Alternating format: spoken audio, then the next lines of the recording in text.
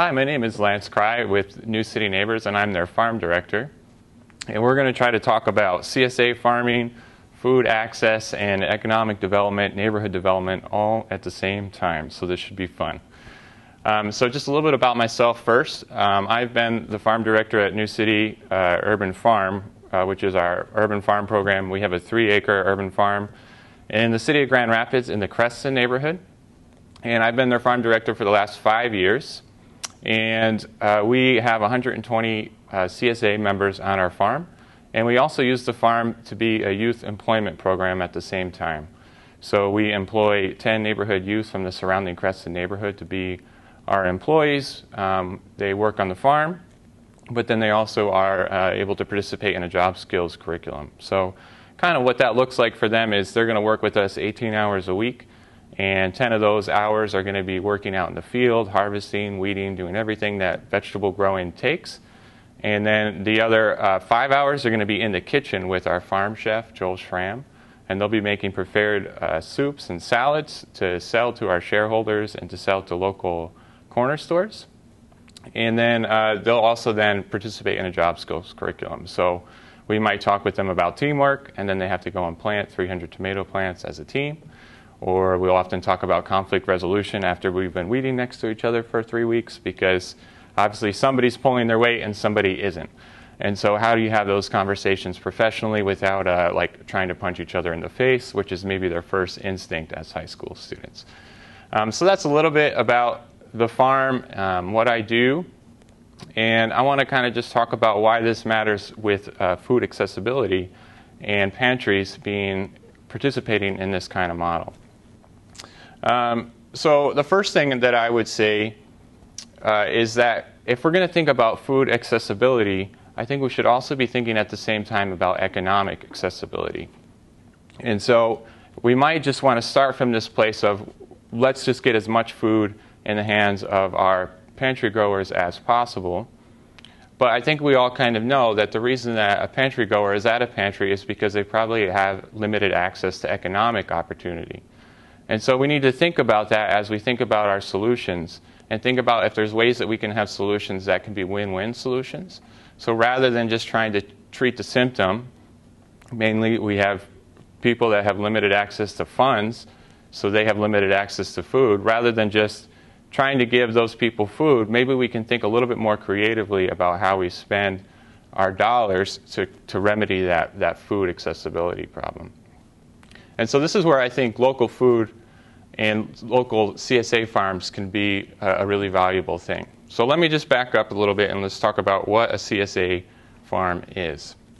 So the acronym CSA stands for Community Supported Agriculture. It's a model that was developed in the 1980s in Japan, actually, and then it came over to the US. And it's a model that's meant to help small farms in particular be able to be financially viable. One of the biggest issues with farming is how do you make money? So farmers are typically always financially struggling. The USDA says that 9 out of 10 farmers have to work a second job to be able to financially support themselves. They're also, of all occupations, the second most likely to be receiving food benefits from the government. So ironically, farmers are the second most likely to be accepting, are being given EBT and SNAP dollars. So it's kind of an interesting dynamic. So anyway, this model, CSA, helps farmers become a little bit financially viable, particularly small-scale farmers. And how and why is that happening?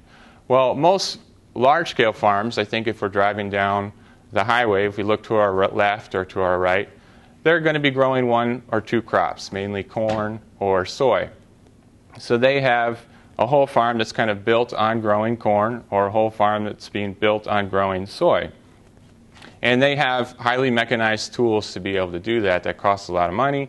So a tractor, the thing that they use to spray that, maybe that costs them $500,000. They needed to get a return on that. So they need to grow food at a very, very large scale. That's all well and good, except that none of us can just eat corn and none of us can just eat soy. We need to eat a wide range of crops. It's also true that organic farming always prefers a farm that grows a wide variety of crops. So typically the terminology between those two is a monoculture or a polyculture. So mono meaning one and polyculture meaning many. So those corn and soybean farms are monoculture farms. They are growing just one crop. But farming, particularly organic farming, is trying to do something a little bit differently.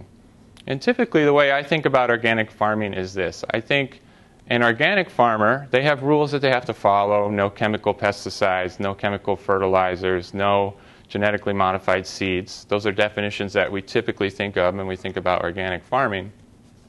But when I define organic farming, what I think of is a farmer that's trying to mimic nature or the organic environment around them. So I, as a farmer, what I'm trying to often do is ask myself, what does the woods look like? How does the forest look, and how might I mimic that or imitate that as much as I can? So if you were to look around in the woods, you would never walk and just stumble upon a woods full of 1,000 acres of maple trees or 1,000 acres of oak trees, for example. So that says something. It says that the woods, or nature, the organic environment, prefers lots of different species of plants growing all next to each other. And so an organic farmer knows that and wants to pay attention to that and wants to mimic that as much as possible. And so that organic farmer wants to grow maybe 100 different types of vegetables all in one small space. Well, to be able to do that, you're going to, first of all, need a little bit less mechanized tools, because if I'm going to grow 100 different crops, I can't buy a $200,000 machine to harvest my corn, but then also watermelons, and then also pole beans and peas, et cetera, et cetera. So anyway, this CSA model developed to think about how can a small farm be able to grow all those wide range of crops so that they're able to grow that polyculture, so that their farm can look more like the woods. And so the CSA model came out in the 80s, and it arose to remedy that situation. And so when a farmer is a CSA farmer, they're growing a whole wide variety of crops for their one customer. So that CSA customer becomes a shareholder in that farm. They show up at the farm and get this wide range of produce from that farmer. So they can get all their vegetables needs met by just one farmer. So I think it's an exciting model. It's a model that lets the organic farmer grow organically in the way that they want. But then there's also this community dynamic that's involved in it as well. And so I think it's important when we think about food that we allow that there's a connection to food. And what that community then kind of arises out of that model. So when I have a shareholder, I can get to know who's eating my food. And the person eating my food gets to know who grew their food. And we can have a relationship together. And that relationship then has additional value. So I can grow the way that I want to grow in terms of being able to grow a wide variety of products, but then I'm also able to know and build a relationship with my customer. And so then when that customer comes and interacts with me, we can have conversations about the different food that I'm growing. If they have questions about, well, how do I cook this bok choy, or how do I cook this kohlrabi, which are kind of some of the stranger vegetables that CSAs grow, we're able to have that kind of conversation. And so I think that's why CSA is important. So in conclusion, I'm excited about this project and where we're heading, and that pantries are thinking about local food. I think we can have a really large impact, and it will have an impact that's larger than just feeding our pantry goers. It will have environmental impact. So we've just already discussed the ways that these dollars can impact the environment. Farming is one of the largest environmental impacts that we have in our surrounding area, our state, but then these also have effects to our neighborhoods and to our communities. And so when we see algae blooms in Lake Erie, those are happening because of the way that we're farming right now.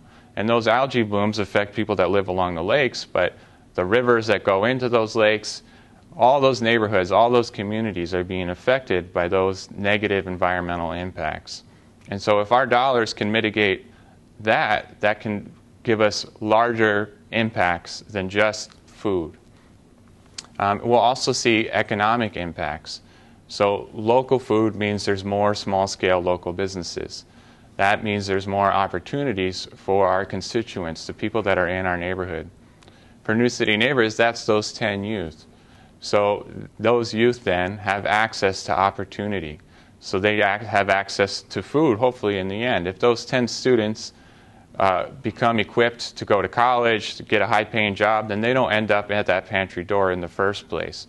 And so those dollars are having those kind of economic impacts as well. And then finally, it's going to have a communal impact. If we're building those connecting relationships between farmer and customers, between people that go to the pantry and where that food is being grown, we're going to see a whole intangible, really, kind of thing of just community. So for us, we're growing food for the other way, and we were able to have conversations. That pantry largely serves a Latino population, so we got to have a conversation together. What does that Latino population want from us as a grower? We're building community, we're building connections. They can come out and visit our farm, see what we're doing, so that they can feel like they're a part of something much larger and much bigger than just going to a pantry and just surviving in a certain sense. They're being part of a movement to fix their neighborhood and to be able to have these large, wide solutions. So I'm excited about where we're heading. I'm excited that pantries are thinking about local food, local and sustainable agriculture, and I'm looking forward to seeing where all this goes in the future. Thank you for your time.